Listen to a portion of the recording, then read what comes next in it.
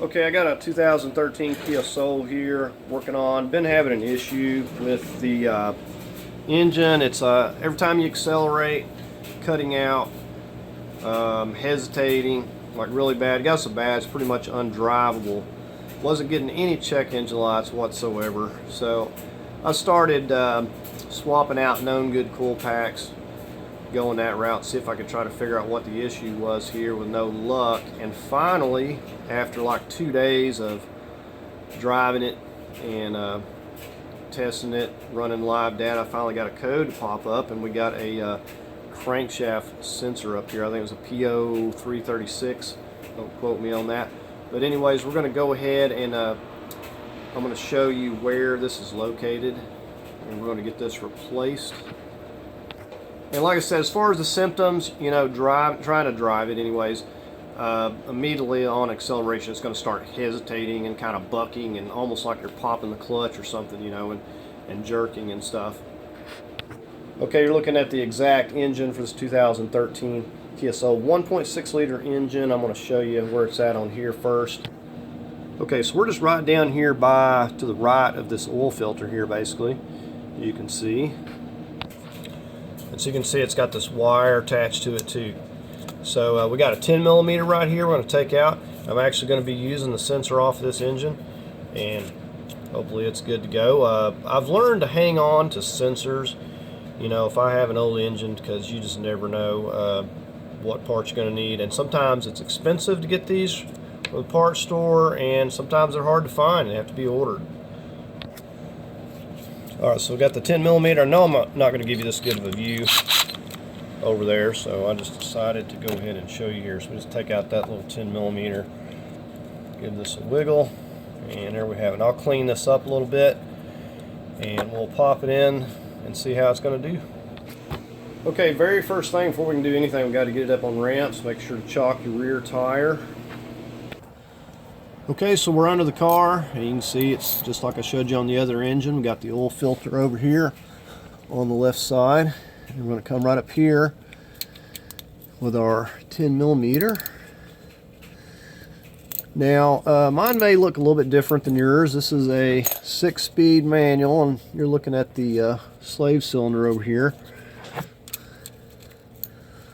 I'm going to very first get this 10 millimeter. Now, depending on how this is stuck, it's not going to come right out. You're going to have to try to get it to twisting. Those O-rings really kind of stick, and you're going to have to first get it moving and twisting, and then you should be able to wiggle it free. Now, if it wants to be especially stubborn, I'll get my spreader pliers up here, and we'll just push it on out of there. Might get a few drops of oil. Now I'm hoping, okay, I did have clearance there. So there's that. It doesn't look to be all gunked up too bad. It's got a little bit of stuff on it. Okay, so if you look right up here, this wire has one of those clips. Now usually the best thing to do is just come on the back side with like your fingernail and kind of give it a push, or a little screwdriver, and you're just going to kind of give it a push through by pushing those clips. See, I've already got, just using my fingernail, I got that part. I just need the back side there. The back side's still hanging up. Let me get a screwdriver. So you can just come usually on the back side of these, and if you do break the clip, it's not the end of the world. It's just kind of holding it.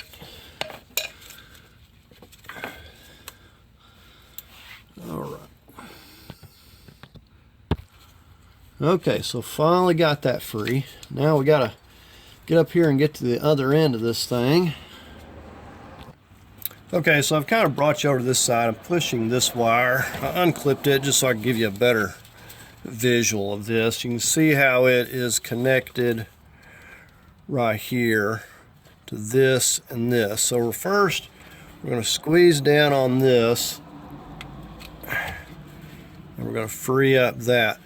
And now this is clipped. It has one of these little holes so it clips onto this. Now, if it may be difficult if it hasn't been removed before. You see this little nub. So what you need to kind of do is go on with like a little pick tool and push that. In a worst case, you can remove this metal bracket here if it just wants to be particularly stubborn. So there we have that out of the way. We're going to go ahead and get our other one.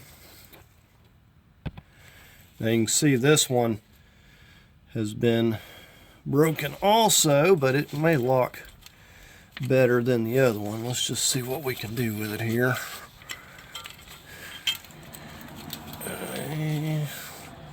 We're just going to give it a push right down on that.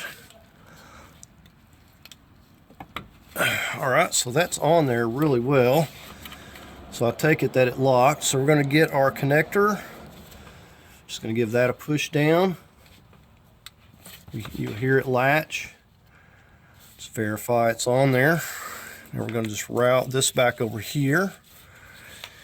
And I'm going to reclip this. Just going to reclip this wire. I was just moving that one to show you better.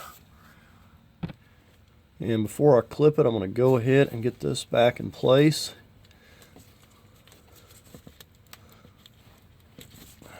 And I put a little bit of dielectric grease on this. It should fit in there tightly. If it does, the O-ring is doing its job.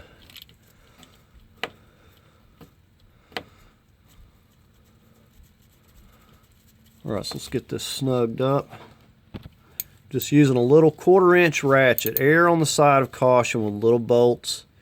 It's a plastic sensor. Doesn't take a lot of force to hold it there.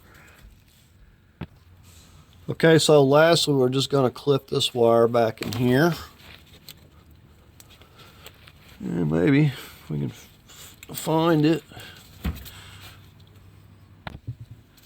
Okay, so we finally got it oriented right there. Alright, nothing left to do now but take this thing for a test drive and see how it's doing now. Alright, so I drove it around a little bit and it's driving really good now. It's definitely taking care of that issue. Just took a little bit to get it to throw the check engine light. Now coincidentally, at the same time it threw the check engine light, the RPM gauge had quit working altogether. So that's another thing to kind of keep an eye on. So anyways, I hope you found the video helpful. If you did, give it a thumbs up. As always, I invite you to subscribe. And thanks for watching.